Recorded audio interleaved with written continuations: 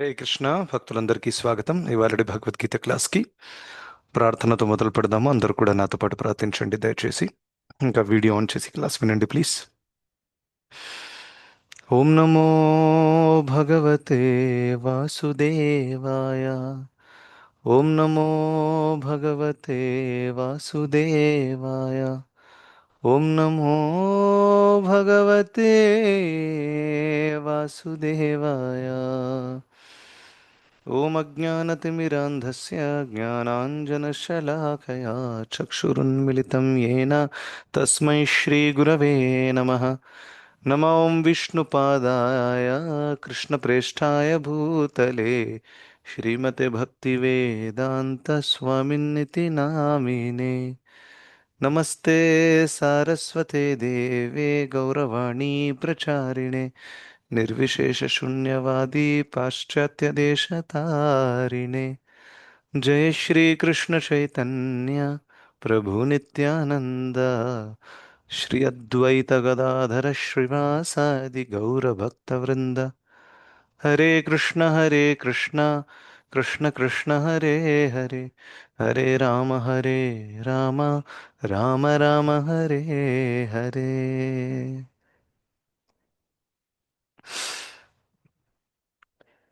హరే కృష్ణ భక్తులందరికీ స్వాగతం ఇవాళ భగవద్గీత క్లాస్కి. సో మనం 16వ అధ్యాయము దైవాసుర సంపద విభాగ యోగము చర్చిస్తున్నాము. అందులో పోయినసారి మనము 20వ శ్లోకం చూసాం, అవునా? ఎక్కడైతే భగవంతుడు చెప్పారు ఈ విధంగా అసుర స్వభావం కలిగినటువంటి వాళ్ళు ఆ, భగవంతుడికి దూరం అయిపోతారు. ఎందుకంటే రిపీటెడ్గా పదే పదే వాళ్ళు భగవంతుని రిజెక్ట్ చేసినందువల్ల వాళ్ళు ఎటువంటి నిమ్నమైనటువంటి యోనులలో జన్మిస్తారంటే అక్కడ వాళ్ళు భగవంతుడిని చేరే అవకాశమే ఉండదు. సో అధమాం గతిం అనేటటువంటి పదాన్ని ఉపయోగించారు. అధమాం గతిం అంటే చాలా నిమ్నమైన యోనులలో జన్మమెత్తడము. ఆ, దీనికంటే ముందు ఇంకొక పదాన్ని కూడా ఉపయోగించారు. పతంతి నరకౌ అశుచిహి అని చెప్పారు. అంటే పతంతి నరకంలోకి కింద పడిపోతారు వాళ్ళు. సో ఇది వాళ్ళ గతి, అసురుల యొక్క గతి అన్నమాట, డెస్టినేషన్. సో ఈ అధమాం గతి గురించి వచ్చిన తర్వాత భగవంతుడు ఇంకొక ప్రత్యేకమైన విషయం ఇప్పుడు చెప్పబోతున్నారు ఈ శ్లోకంలో. అదేంటంటే 3 ద్వారాలు ఉన్నాయి ఒక వ్యక్తి నరకానికి వెళ్ళడానికి, ఇలా అధోగతి చెందడానికి ప్రత్యేకంగా 3 ద్వారాలు. అవేంటి అనేది ఇవాళ మనం చూడబోతున్నాం. సో ఈ శ్లోకం చాలా మందికి ఆల్రెడీ తెలిసి ఉంటుంది. This a very good Shloka. So text number 21 నేను స్క్రీన్ మీద డిస్ప్లే చేస్తాను. చదవాలనుకునే వాళ్ళు దయచేసి హ్యాండ్ రైజ్ చేయండి. I'll zoom it. Okay. Yes. So Maithili Mataji, you can read.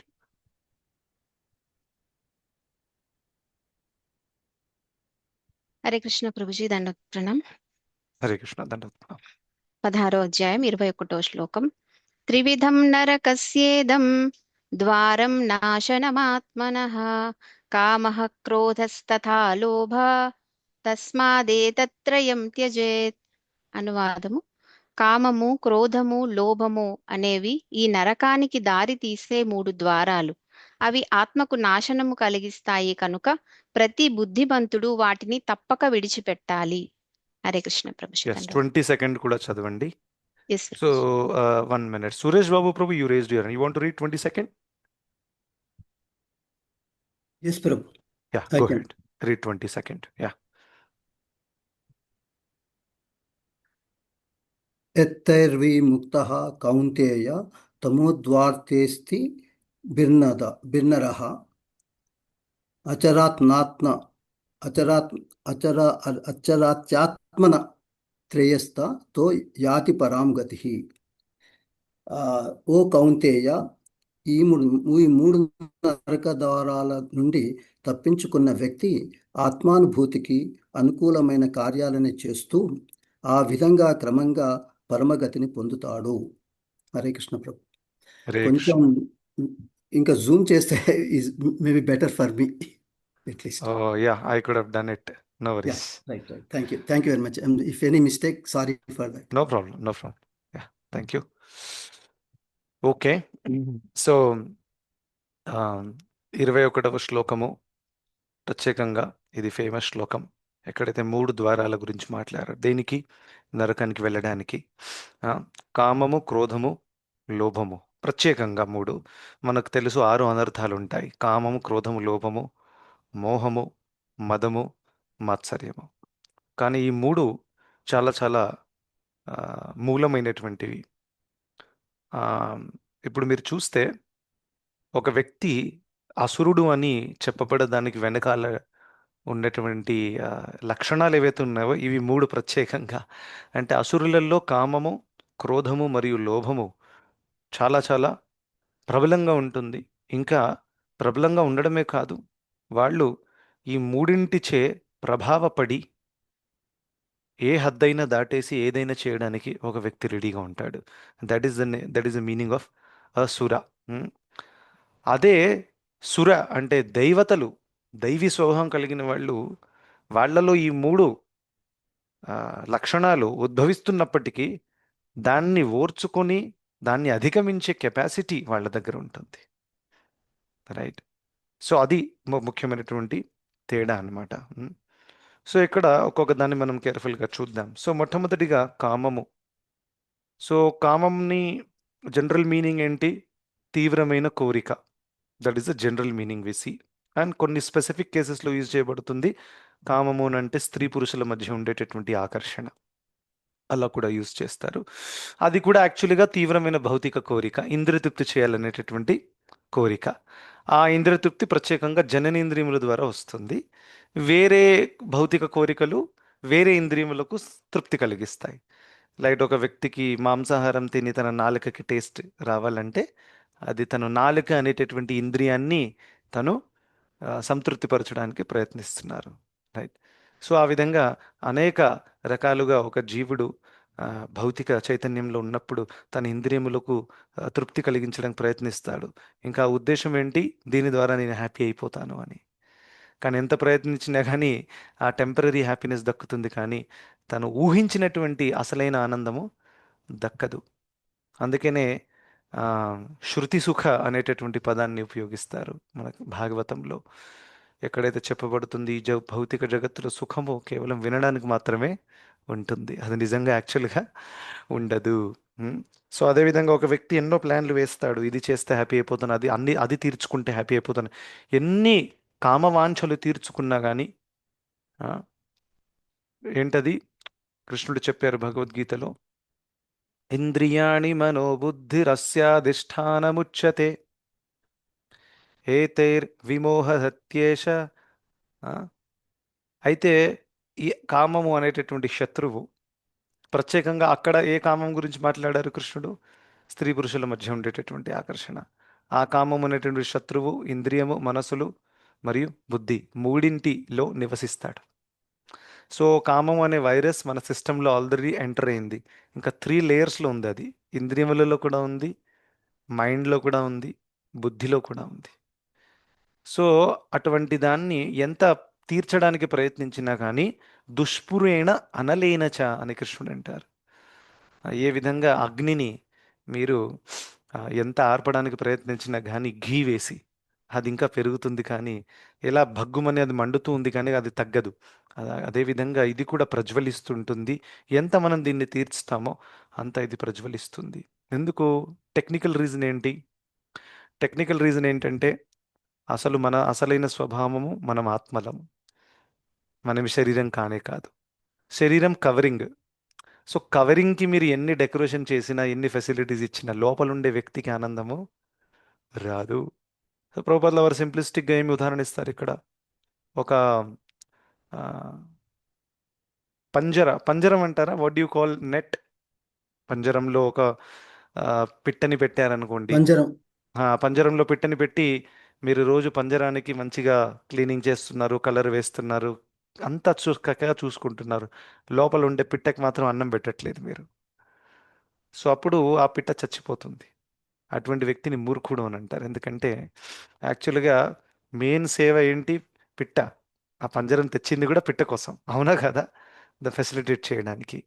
So పిట్టని మర్చిపోయి పంజరం సేవ చేయడం అనేది మూర్ఖత్వం.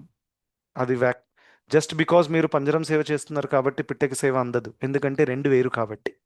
అదేవిధంగా శరీరము ఆత్మ రెండు వేరు, కేటగొరికలీ వేరు. ఎందుకంటే ఆత్మ ఈస్ ఆధ్యాత్మికమైనటువంటిది, అది సుపీరియర్ ఎనర్జీకి చెందినటువంటిది. కానీ శరీరము పంచమహాభూతాలతో తయారైనటువంటిది, ఇన్ఫీరియర్ ఎనర్జీకి చెందినటువంటిది.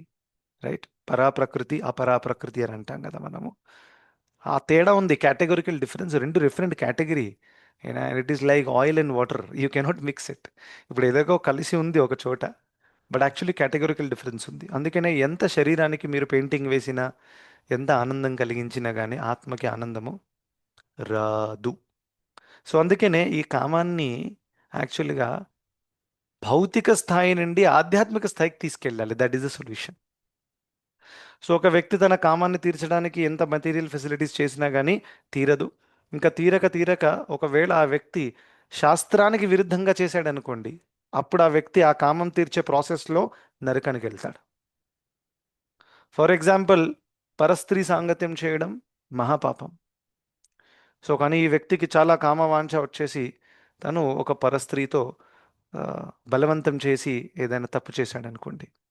సో బహుశా ఫర్ దాట్ మూమెంట్ తనకేదో ఒక ఇంద్రియతృప్తి కలగొచ్చు, కానీ దానివల్ల తను ఖచ్చితంగా నరకానికి వెళ్తాడు.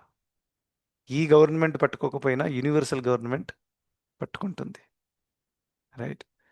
సో ఆ విధంగా ఆ, ఇది చాలా డేంజరస్ యాక్చువల్గా. దీన్ని అదుపులో ఉంచుకోవడం చాలా చాలా ఇంపార్టెంట్. సో నాకు ఆనందం కావాలి అనేటటువంటి కోరిక వస్తుంది. ఆ కోరిక రావడం తప్పు కాదు, ఎందుకంటే ఆ కోరిక అనేది ఆత్మ యొక్క స్వభావమే. కానీ నాకు భౌతిక ఆనందం కావాలి అనేటటువంటి అండర్స్టాండింగ్ ఏదైతే ఉందో అది రాంగ్.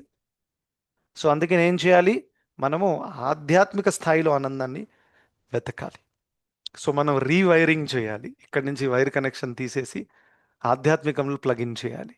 అప్పుడు you will get proper electricity. ఎక్కడైతే లేదో మీరు ఎన్నిసార్లు ఛార్జింగ్ పాయింట్ పెట్టినా కానీ ఛార్జింగ్ అవ్వదు. You cannot get the electricity because there is no such thing as electricity there, ఒకవేళ ప్లగ్ బోర్డ్లో కనెక్షన్ లేకపోతే. అదేవిధంగా దుఃఖాలయం అశాశ్వతంలో మీకు కేవలం దుఃఖమే ఉంటుంది, ఇక్కడ ఆనందం లేదు. సో ఇక్కడ ఎంత వెతికినా దక్కదు. సో సొల్యూషన్ ఏంటి? మన యొక్క కోరికలను భగవంతుడు చెప్పిన విధానంగా తీర్చుకోవాలి. అవునా? ఇప్పుడు పిల్లలు కూడా, చాలా సింపుల్ ఎగ్జాంపుల్, పిల్లలు కూడా చాలా కోరికలు ఉంటాయి. సో మనం ఫర్ ఎగ్జాంపుల్ ఒక బీచ్ దగ్గరకు తీసుకెళ్ళాం అనుకోండి పిల్లల్ని. సో వాడు అకస్మాత్తుగా అంటాడు, నేను నీళ్ళ లోపల వెళ్ళి సర్ఫింగ్ చేస్తాను, స్విమ్మింగ్ చేస్తాను. వాడికి ఒక కోరిక. నేను వాడి ప్రకారం ఆ కోరిక తీర్చాను అనుకోండి, వాడి ప్రాణానికి హాని కలుగుతుంది. అవునా కదా? అదే నా కొడుకే కదా పాపం అడుగుతున్నాడు. నో.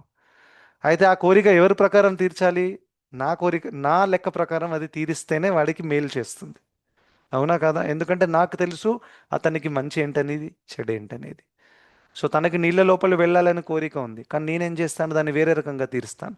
ఒక బోట్ అన్న, ఒక స్టీమర్ అన్న హైర్ చేసి మా బాబుని అందులో కూర్చోబెట్టి నీళ్ళ లోపల తీసుకెళ్ళి చూపిస్తాను, ఇలా ఉంటుంది సముద్రం అని. ఇలా తీరిస్తే తను కూడా హ్యాపీ అవుతాడు, తన ప్రాణం కూడా సేఫ్గా ఉంటుంది. అర్థమైంది కదా? అదేవిధంగా మనందరం భగవంతుడి పిల్లలు. భగవంతుడు చెప్పిన విధానంగా తీర్చుకోవాలి మన కోరికలు మనం, అప్పుడే మనం హ్యాపీగా ఉంటాం. అందుకనే ఈ శ్లోకం లాస్ట్లో చెప్తారు భగవంతుడు, తస్మాత్ శాస్త్రం ప్రమాణం తే కార్య అకార్య వ్యవస్థితం. I think that is the second last verse or the last verse. So అక్కడ చెప్తారు భగవంతుడు, జీవితంలో ఏం చెయ్యాలనో చేయకూడదు ఎలా తెలుస్తుంది? శాస్త్రాల ద్వారా తెలుస్తుంది. శాస్త్రాలు ఎవరిచ్చారు? భగవంతుడు, భగవంతుడే ఇచ్చారు. సో దాని అర్థం ఏంటి? భగవంతుడు చెప్పిన విధానంగా నడుచుకుంటే మనం హ్యాపీ అవుతాం. రైట్? సో అందుకనే మన వైదిక శాస్త్రాలలో భౌతిక కోరికలను తీర్చుకోవడానికి కూడా ఎన్నో ఆపర్చునిటీస్ ఉన్నాయి. ఎందుకంటే అందరూ శుద్ధ భక్తులు కారు కదా, అందరూ వైరాగ్యంతో పుట్టలేదు కదా, సుఖదేవ్ గోస్వామి లాగా. ఆ? అలా లేదు. సో అందుకనే వేదాలలో కర్మకాండ సెక్షన్ ఉంది. అక్కడ ఒక వ్యక్తి తన భౌతిక కోరికలను ధార్మికంగా తీర్చుకోవచ్చు. పుత్రకామేష్టి యజ్ఞము, ఆ యజ్ఞము, ఈ వ్రతము, ఆ వ్రతము, ఇది చేస్తే ధనం దేహి, జనం దేహి, రూపవతి, భార్యాన్ దేహి, ఇవెన్నో కోరికలు తీర్చుకోవచ్చు. కానీ ఇవి ధార్మికంగా తీర్చుకుంటే ప్రాబ్లం లేదు. ఎందుకు? ఇది వైదిక ప్రాసెస్ ద్వారా ఉంది కాబట్టి ఇది తీర్చుకునే ప్రాసెస్లో ఆ వ్యక్తి యొక్క శుద్ధీకరణ కూడా అవుతుంది. సో అందుకనే ధార్మికంగా తీర్చుకోవడంలో తప్పు లేదు. ఫర్ ఎగ్జాంపుల్, ఒక స్త్రీతో సాంగత్యం చేయాలనే కోరిక ఒక పురుషుడికి ఉంటే దానికోసం వివాహ సంస్కారం అనేది ఇచ్చారు. దాని ద్వారా చేస్తే అది ప్రాబ్లం కాదు సంతానాన్ని కనడానికి. బట్ దాన్ని ఇప్పుడు ప్రస్తుత కాలంలో గర్ల్ ఫ్రెండ్, బాయ్ ఫ్రెండ్ అనుకుంటూ తిరుగుతున్నారు, లివ్ ఇన్ రిలేషన్స్ అంటూ కలిసి ఉంటున్నారు. All this is simply going to take the person to hell. వాళ్ళకి ఐడియా కూడా లేదు that this is very wrong. ఎందుకంటే ఇమ్మీడియట్గా ఆనందం దక్కుతుంది, ఇమ్మీడియట్గా సెన్స్ గ్రాటిఫికేషన్ దక్కుతుంది. రేపు ఏమవుతుందో చూద్దాంలేండి, ఇప్పుడైతే నాకు మజా వస్తుంది, so let me do it, ఇటువంటి మెంటాలిటీ అన్నమాట. ఇదే అసుర స్వభావం అన్నమాట. సో ఆ విధంగా రాధేశ్యామ్ ప్రభు ఒకసారి ఎక్స్ప్లెయిన్ చేశారు. అసుర అనే పదానికి ఇంకొక అర్థం ఏంటంటే ఆసు అంటే ఇమ్మీడియట్, అంటే ఎంజాయ్మెంట్. ఎవరికైతే ఇమ్మీడియట్ ఎంజాయ్మెంట్ కావాలనో వాళ్ళని అసురులోనే అంటారు. So this is the nature of the అసుర. సో అందుకనే మన కోరికలు మనము కృష్ణ కాన్షియస్ వేలో తీర్చుకోవాలి. Beat eating, sleeping, mating, defending అన్నీ కూడా. రైట్? ఫర్ ఎగ్జాంపుల్, మనకి మంచిగా మంచి మంచి ఐటమ్స్ తినాలని ఉంది, no problem, nothing wrong. Panipuri, pizza, you can make and offer it to Krishna and eat. ఆ విధంగా తెచ్చుకోవచ్చు. ప్రసాదం తినండి, ఆనియన్ గార్లిక్ లేనటువంటి సాత్వికమైన ఆహారము భగవంతుడికి పెట్టింది తినండి. సో దీని ద్వారా కోరిక కూడా తీరుతుంది, అట్ ద సేమ్ టైం మనకు ఎటువంటి సైడ్ ఎఫెక్ట్ రాదు. సో అలా అన్ని కోరికలను మనము భగవంతుడితో ఇన్లైన్గా ఉంచి మనం తీర్చుకోవాలి. ఓకే, అది ఆ విధంగా కామం అనే ప్రాబ్లం నుంచి బయటపడతాం. ఒక వ్యక్తి కోరికలు తీర్చుకునే స్వభావాన్ని త్యజించరాదు. It is not possible. మనం ఏదో బండ రాయి కాదు కదా, మనము మానవ శరీరంలో ఉన్నాము, మనం జీవాత్మలము. సో ఆ కోరిక అనేది ఖచ్చితంగా మన ఇంట్రిన్సిక్ నేచర్. కామము, సో కామము తీరకపోతే ఏమవుతుంది? క్రోధం వస్తుంది. So it is linked. So జనరల్గా క్రోధం రావడానికి ప్రాక్టికల్గా ఫ్యూ రీజన్స్ ఉంటాయి. ఒకటి, ఫస్ట్, మీరు ఒక పెద్ద ప్లాన్ వేశారు, ఈ విధంగా నడవాలి, ఇలా అవ్వాలి, అలా అవ్వాలి, కానీ అది అవ్వలేదు. You feel very angry. మనకి ఫస్ట్ డిసప్పాయింట్మెంట్ వస్తుంది, తర్వాత కోపం కూడా వస్తుంది. అరే, ఇది ఉంటే బాగుండేది, వాడెందుకు మధ్యలో వచ్చాడు, ఇది ఎక్సెట్రా ఎక్సెట్రా ఎక్సెట్రా రీజన్స్ ఎన్నో ఉండొచ్చు. ఎవరి మీదైనా కోపం చూపించవచ్చు, కానీ కోపం వస్తుంది ఎందుకు? మీ ప్లాన్ వర్కౌట్ అవ్వలేదు కాబట్టి. రెండవది, పరిస్థితులను మరియు వ్యక్తులను కంట్రోల్ చేయడానికి ఎవరైతే ప్రయత్నిస్తారో వాళ్ళు పదే పదే క్రోధానికి గురవుతారు. ఎందుకు? Common sense. పరిస్థితులు మరియు వ్యక్తులు మన కంట్రోల్లో లేరు. సో ఏదైతే మన కంట్రోల్లో లేదో బై డిజైన్, అటువంటి దాన్ని కంట్రోల్ చేయడానికి ప్రయత్నిస్తే ఆబ్వియస్గా క్రోధం వస్తుంది. ఫస్ట్ నిరాశ వస్తుంది, తర్వాత ఎటు తోచక క్రోధం వస్తుంది. ఆ క్రోధం వల్ల ఏదో పిచ్చి పనులు చేసేసి ఇంకా మనము మన జీవితాన్ని పాడు చేసుకుంటామన్నమాట.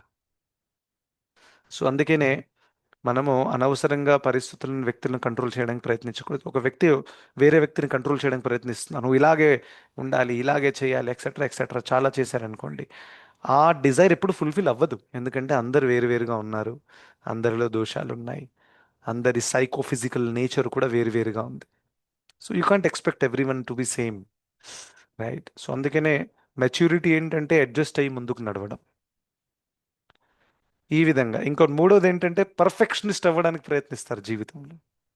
ఒక వ్యక్తి అనుకుంటున్నా నా జీవితంలో అన్ని పర్ఫెక్ట్గా ఉండాలి, this is top class immaturity అనమాట. ఇది కొంతమంది ఫీల్ అవ్వచ్చు ఇలా అంటే, కానీ this is top class immaturity. Immaturity అంటే ఏంటి? అపరిపక్వత. పరిపక్వత లేదు.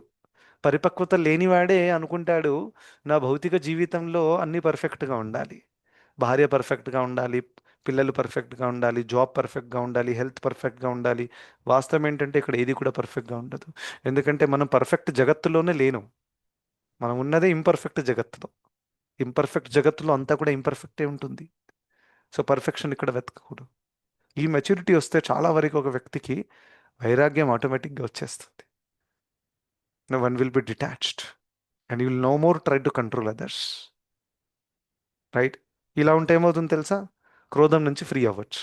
So we are not just discussing about the problem, we are also discussing about the solution. క్రోధం వస్తుంది, కానీ క్రోధంకి కారణాలు మనం చూసాము, క్రోధం నుంచి ఎలా బయటపడాలి అనేది చూశాను. సో ఈ 2-3 విషయాలు ఏదో చెప్పాను, ఇది కనుక మనం అవాయిడ్ చేసామనుకోండి, ఆ, ఇతరులను కంట్రోల్ చేయడానికి ప్రయత్నించడము, లేకపోతే పెద్ద పెద్ద ప్లాన్లు వేసాము కానీ అది వర్కౌట్ అవ్వలేదు, then thinking that I'm the doer, నేను ప్లాన్ చేశాను ఇలా వర్కౌట్ అవ్వలేదు, అండ్ దెన్ లైఫ్ అంతా పర్ఫెక్ట్గా ఉండాలి, అన్ని పర్ఫెక్ట్గా ఉండాలి. No, it's not going to happen. ఈ మెచ్యూరిటీ ఉంటే ఆటోమేటిక్గా క్రోధం నుంచి ఒక వ్యక్తి ఫ్రీ అవ్వచ్చు. ఇంకా లోభము, కామము తీరకపోతే క్రోధము, కామము తీరితే లోభం వస్తుంది, ఇంకా కావాలి. సో దిస్ ఇస్ లైక్ దిల్ మాంగే మోర్. సో ఇంకా కావాలి, ఇంకా కావాలి. ప్రాబ్లం ఏంటి? అరే ఎంత వచ్చినా కానీ తీరదు కదా, మరి ఇంకా కావాలి అనేటటువంటి ఆలోచనయే దిస్ అనదర్ ఇమ్మెచ్యూరిటీ. బికాస్ అరే ఇంకా కావాలి, వచ్చింది, తీరిందా? తీరదు. మరి ఇంకా కావాలి, ఇంకా కావాలని చెప్పడం వెనకాల పాయింట్ ఏముంది? This no point. For example, నేను అన్నం తింటున్నాను, కడుపు నిండా తిన్నాను, నేనేమో ఇంకా కావాలి, ఇంకా కావాలి అడిగాను, మీరు నాకు పెడుతున్నారు కానీ ప్లేట్లో నువ్వు తినట్లేదు, ఎందుకంటే నాకు ఇక్కడ దాకా తినేసాను already. Is there any point in asking ఇంకా కావాలి? It's meaningless. అదేవిధంగా ఎంత భౌతికమైనది పొందినా కానీ ఆత్మకి ఒక్క చుక్క కూడా మనము సంతృప్తి కలిగించరాదు. సో మరి ఇంకా తీసుకొని తీసుకొని స్టాకులు పెట్టుకుంటాం కానీ దాన్ని ఉపయోగించే ఎటువంటి అవకాశం లేదన్నమాట. సో అందుకనే మనం అర్థం చేసుకోవాలి, కర్మణా దైవ నేత్రేణ జంతుర్దేహోపపత్తయే, కర్మానుసారంగా మనకు దక్కేది దక్కుతుంది. అండ్ అందువల్ల ఏం చేయాలి? ఉన్నదాన్ని స్వీకరించాలి. తత్తేను కంపాం సుసమీక్షమాణం, సుఖమైన దుఃఖమైన ఆ, అది మనము భగవంతుడి కృపలాగా స్వీకరించి రెస్పాన్సిబిలిటీ తీసుకొని మనం ముందుకెళ్ళాలి. So when you have this mentality, ఆటోమేటిక్గా లోభము కూడా పోతుంది. Then you are very clear, వస్తే వచ్చింది, లేకపోతే లేదు. It's very clear. వస్తే మంచిదే. Sometimes you get good job, sometimes get good package, sometimes you may not. It's okay, we live with whatever we have. So మనకి 3 పూట్ల తిండి, ఉండడానికి ఇల్లు, ఇంకా మన యోగక్షేమాల గురించి అడగడానికి భక్తులు, కుటుంబ సభ్యులు అడిగితే మంచిది. ఈ కాలంలో అది కూడా చాలా డిఫికల్ట్ అయిపోయింది, రిలేటివ్స్ ఎవరు పట్టించుకోవట్లేదు. ఆ, ఇంకా మీరు ఎదుగుతుంటే రిలేటివ్స్కి ఇంకా కడుపు మంట కూడా పెరిగిపోతుంది ఈ కాలంలో. అండ్ ఆమెటే నేను ప్రాక్టికల్గా చూసి చెప్తున్నాను. So relatives have become enemies these days. They can't tolerate your success and they are not happy with your success. And when you fail, when you get destroyed, they feel very happy. What a world we are living in, right? So అటువంటి కేసులో మనకు మంచి ఉన్నతమైన భక్తులు ఎవరైతే ఉన్నారో మన సాంగత్యంలో, వాళ్ళే మనకు ఆశ్రయం. Because they are the real well wishers. ఏ విధంగా సుహృదం సర్వదేహినాం, రైట్? సో భగవంతుడు ఎలాగైతే అందరికీ సుహృదుడో, ఉమ్, అలాగే భక్తులు కూడా సుహృదుడు. వాళ్ళు అసలైన మేలు మనకి చేస్తారు, రైట్?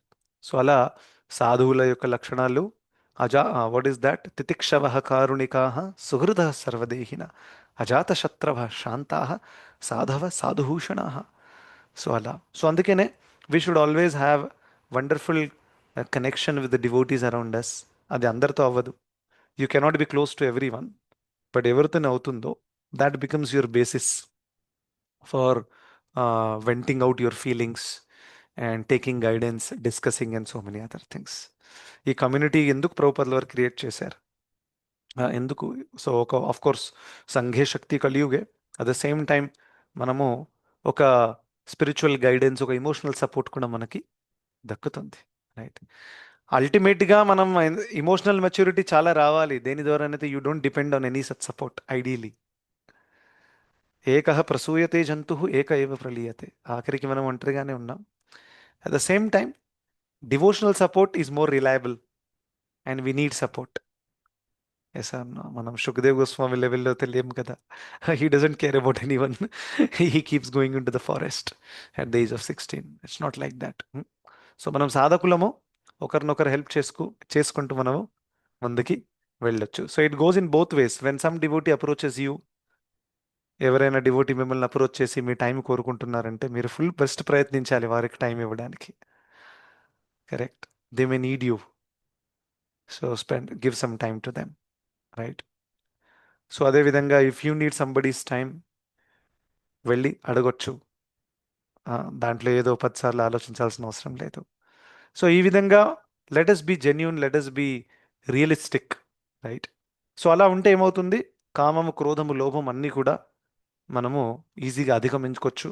ఇంకా మన లైఫ్ పర్ఫెక్ట్ కృష్ణ కాన్షియస్ వేలో ఓరియంట్ అవుతుంది. సో ఇక్కడ చెప్పినట్టు is a very important point. ఈ మూడింటిని త్యజించాలి. సో ఈ మూడింటిని త్యజించాలంటే ఈ మూడింటిని కృష్ణ కాన్షియస్ వేలో డైరెక్ట్ చేయాలి. సో కృష్ణ కాన్షియస్ వేలో డైరెక్ట్ చేస్తే ఏమవుతుంది, ఏతైర్ విముక్త కౌంతేయ, ఎవరైతే దీని నుండి విముక్తి పొందారో ఉమ్, అటువంటి వాళ్ళు తతో యాతి పరాం గతిం, ఉమ్, వాళ్ళు ఆచరితి ఆత్మనః శ్రేయ. ఆచరితి ఆత్మనః శ్రేయ అంటే ఆత్మకు శ్రేయస్సు కలిగించేటటువంటి ఆచరణ చేస్తారు, ఆత్మకు మేలు కలిగించే పనులు చేస్తారు. ఇప్పుడు మీరు చూస్తే అసురుల ప్రాబ్లం ఏంటి, వాళ్ళు విచ్చలవిడిగా కామ, క్రోధ, లోభ ఇవి తీర్చుకుంటున్నారు. దాని ద్వారా ఏమవుతుంది, ద్వారం నాశనం ఆత్మనః, ఇక్కడ ఆత్మనః శ్రేయ. అక్కడ ఆత్మ నాశనం అవుతుంది, ఇక్కడ ఆత్మకి శ్రేయస్సు కలుగుతుంది. ఎంత డిఫరెన్స్ ఉంది, opposite.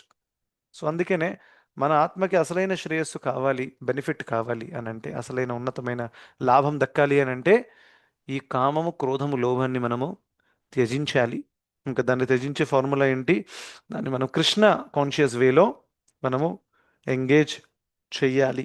That is how it works. And కామము, క్రోధము, లోభము, ఇంకొక ప్రాక్టికల్ విషయం మాట్లాడడం కూడా చాలా ఇంపార్టెంట్. జస్ట్ బికాజ్ మనం ఏదో భక్తి ప్రాక్టీస్ చేస్తున్నాము అండ్ మనకి కాన్షియస్నెస్ లెవెల్లో మంచి స్టెబిలిటీ ఉంది, ఇంకా చాలా సంవత్సరాల నుంచి చేస్తున్నాం, డజంట్ మీన్ దట్ మనం ఏదో కామం, క్రోధం, లోభం నుంచి విముక్తులయ్యాము. ఈ భ్రమలో ఎప్పుడు కూడా మనం ఉండకూడదు. That is the first understanding we need to have, right? So దాని అర్థం ఏంటి, ఎప్పటిదాకైతే ఈ భౌతిక శరీరంలో ఉన్నామో, ఎప్పటిదాకైతే ఈ భౌతిక జగత్తులో ఉన్నామో, అప్పటిదాకా మనం 100% కింద పడిపోయే అవకాశం ఉంటూనే ఉంటుంది, ఒకవేళ మనం కేర్ఫుల్గా లేకపోతే. ఎందుకంటే మాయా ఈజ్ ఆల్వేస్ వెయిటింగ్, వీడు ఎక్కడ లూజ్ అయిపోతాడో అక్కడ పట్టేసుకోవాలి అనేది. This the reality. సో అందుకనే వెరీ వెరీ ఇంపార్టెంట్ దాట్ ఇవి మనము కాన్స్టెంట్గా అబ్జర్వ్ చేయాలి, దీని మీద మనం వర్క్ చేయాలి. And ultimately by Krishna's grace we can easily overcome. So మనం ప్రేయర్స్లో యాక్చువల్గా ఉంటుంది. సో ఫర్ ఎగ్జాంపుల్ ధ్రువ మహారాజ్ చూడండి, ప్రాక్టికల్ శాస్త్రాల నుంచి మాట్లాడదాం మనం. ధ్రువ మహారాజు భగవంతుడి సాక్షాత్ దర్శనం దక్కింది, అవునా? కాచం విచిన్వం అపి దివ్యరత్నం అని చెప్పారు. నేను గాజు ముక్కలు వెతుకుతుంటున్నాను, నాకు ఆ, వైడూర్యాలు, రత్నాలే దక్కాయి మీలాంటి వారు, నాకు ఇంకేం కావాలి అని అన్నారు. సో భగవంతుడి సాక్షాత్ దర్శనం దక్కడం జోకా? It's not easy. దక్కింది, రాజ్యం దక్కింది. చాలా కాలం తర్వాత ఒకసారి ధ్రువ మహారాజు యక్షులతో యుద్ధం జరుగుతుంది. ఇప్పుడు ఆ యక్షులతో యుద్ధం జరిగినప్పుడు తను ఏ రకమైనటువంటి క్రోధాన్ని వ్యక్తం చేస్తాడంటే అది డిస్ప్రపోర్షనేట్గా ఉంటుంది. డిస్ప్రపోర్షనేట్ అంటే ఏంటంటే, ఒక యక్షుడు తప్పు చేశాడు, ధ్రువ మహారాజు మొత్తం యక్ష జాతినే నేను ఫినిష్ చేస్తానని వెళ్ళాడు. తప్పు కదా? అంటే తన క్రోధాన్ని అదుపులో పెట్టుకోలేకపోయారు. చూడండి, అంటే భగవంతుడి దర్శనం పొందారు, అయినా కానీ అలాంటి పరిస్థితి వచ్చింది. సో ఆ కేసులో ఐ థింక్ స్వయంభూ మను రావాల్సి వచ్చింది.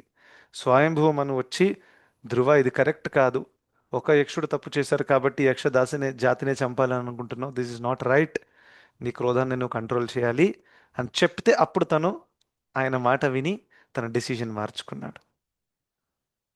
బట్ డెసిజన్ మార్చుకున్నాడు, he realize that this is not correct అని. So that is of course the greatness of a devotee. But the same time ఇది వచ్చే అవకాశం ఉందా లేదా? ఉంది. ఈ ఎగ్జాంపుల్స్ ద్వారా మనం తెలుస్తాయి. కొన్ని కేసెస్లో ఇలా ఉంటే, కొన్ని కేసెస్లో భగవంతుడి ప్లాన్ ద్వారా వస్తాయి. ఓకే, లైక్ పరీక్షిత్ మహారాజ్ది ఏదైతే ఉందో, తను కూడా కొంచెము ఫ్రస్ట్రేట్ అయిపోయి ఆ పాముని తీసుకొని అక్కడ వేశారనమాట. ఆ కేసులో మనకి ఆచార్యులు చెప్తారు, ప్రభుపాద ఎక్స్ప్లెయిన్ చేస్తారు, అది పరీక్షిత్ మహారాజ్ చేసినటువంటిది కాదు, అది భగవంతుడి ప్లాన్ అని. కరెక్ట్. సో ఇప్పుడు మనం దీన్ని దుర్వినియోగం చేయకూడదు. రోజు నేను కూడా క్రోధం చూపించాను భార్య మీద, భగవంతుడి ప్లాన్ అనుకుంటా, నేను ఆమెను తిట్టాలని. సో ఆమె కూడా మిమ్మల్ని రివర్స్ తిడుతుంది, ఇది కూడా భగవంతుడి ప్లాన్ అంటుంది. So this is not how it works. So గొప్ప భక్తులు లైక్ పరీక్షిత్ మహారాజ్, భగవంతుడు అలా ప్లాన్ చేస్తారు. బట్ మనం సాధకులము, ఇదంతా భగవంతుడి ప్లాన్ కదా, ఇది మన మైండ్ యొక్క ప్లానే. అందుకనే we should be very very careful. ఇంకా పరీక్షిత్ మహారాజ్ కేసులో కూడా జరిగిన తర్వాత తను సెల్ఫ్ టాక్ చేస్తున్నాడు. ఏం చేస్తున్నాడు? Self talk.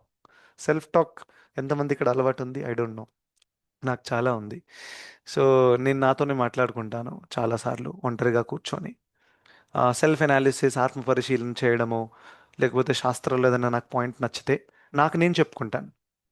I may not have anybody around me, but I will tell to myself. నాకు మంచిగా ఆ కాన్సెప్ట్ రివైజ్ అవుతుంది, అట్ ద సేమ్ టైం దాన్ని నేను మళ్ళీ మళ్ళీ పదే పదే స్మరిస్తాను. Right. So this is not a bad, this is a very good habit if it is done in the right way. Self talk అనేది డిప్రెసివ్ మోడ్లో ఉండకూడదు. సెల్ఫ్ టాక్ ఒకవేళ పాజిటివ్ వేలో ఉంటే it will really help you. Right. So ఆ విధంగా Parikshit Maharaj self talk చేశారు. అద్భుతమైన శ్లోకం వస్తుంది అక్కడ, చెప్తారు. ఈ శ్లోకం నాకు చాలా ఇష్టం. అక్కడ ఏం చెప్తారంటే పరీక్షిత్ మహారాజు, నేను ఇంత పెద్ద అవమానం చేశాను ఒక ఋషికి, ఒక మునికి, ఖచ్చితంగా దీనివల్ల ఒక పెద్ద ప్రమాదం నాకు రాబోతుంది. కృష్ణ తను ప్రార్థిస్తున్నాడు, నేను ఆ ప్రమాదాన్ని ఎదుర్కోవడానికి రెడీగా ఉన్నాను, ఎందుకంటే నాకు తగినటువంటిదే ఇది రావాలి, ఎందుకంటే నేను తప్పు చేశాను కాబట్టి. ఎంత పవిత్రమైన హృదయం చూడండి భక్తులది. ఆ తప్పు చేయడం అంత పెద్ద ఇష్యూ కానే కాదు, కానీ దాని తర్వాత మీరు చూస్తే తను ఏ విధంగా ప్రాయశ్చిత్తపడ్డాడు. ఒక పెద్ద ప్రాబ్లం రాబోతుంది, తను గెస్ట్ చేశాడు ఆల్రెడీ, ఇంకా వచ్చింది కూడా. అక్కడ శృంగి ఇచ్చాడు 7 daysలో చనిపోతాడని. ఇక ఈయన ఆల్రెడీ గెస్ట్ చేశారు పరీక్షిత్ మహారాజ్, పెద్ద శిక్ష రాబోతుంది కృష్ణ, నేను రెడీగా ఉన్నాను అది స్వీకరించడానికి. సో ఇది చూసి ఎప్పుడైతే నా జీవితంలో ఎప్పుడైతే ఫ్యూచర్ అన్సర్టెనిటీ ఇష్యూస్ వచ్చాయో, నాకు నేను ఎప్పుడు ఇది గుర్తుపెట్టుకుంటాను. ఫర్ ఎగ్జాంపుల్ 7 daysలో ఏదో పెద్ద డిసిజన్ రాబోతుంది, ఏదో జరగబోతుంది అనుకోండి ఎగ్జాంపుల్. సో మన మనసులో భయం ఉంటుంది, అవునా కదా, ఇదేం జరుగుతుంది, ఏ డైరెక్షన్లో వెళ్తుంది, అవునా కాదా, ఇదా అదా అని ఎంతో. But then we understand the take this mood from Parikshit Maharaj. Is telling that నేను రెడీగా ఉన్నాను, ఎందుకంటే స్వకర్మణం, నా కర్మ వల్లనే అది నాకు దక్కబోతుంది కృష్ణ, నేను రెడీగా ఉన్నాను అది స్వీకరించడానికి అని. So we should always be ready to face the reactions in a Krishna conscious way. So అది ఆ పాస్ టైం అలా చూస్తే it's a very amazing pass time. So అలా ఉన్నతమైన భక్తులు కూడా ఎప్పుడెప్పుడు అలా బాహ్యంగా మనకు చూస్తాము, ఇలా తప్పులు జరిగినట్టు, లైక్ ధ్రువ మహారాజ్ కేసులో అండ్ ఎక్సెట్రా. మనం వాళ్ళని జడ్జ్ చేయడానికి కాదు, కానీ మనం లెసన్ నేర్చుకోవాలి. ఇక్కడ మనం కూడా దీనికి గురయ్యే అవకాశం ఉంది, అందుకని మనం కేర్ఫుల్గా ఉండాలి. Okay. So this is the lesson we learn. ఎవరైతే ఇవి అది త్యజిస్తారో అటువంటి వాళ్ళు ఆత్మ ఆత్మనః శ్రేయ, మన ఆత్మకి మేలు కలిగించే పనులు చేస్తారు, ఇంకా వాళ్ళకి ఉన్నతమైన గతి కూడా దక్కుతుంది. తతో యాతి పరాం గతిం, అంటే వాళ్ళు భగవద్ధామానికి వెళ్ళిపోతారు. So this is the lesson get from today's class. Okay, thank you so much. Hare Krishna.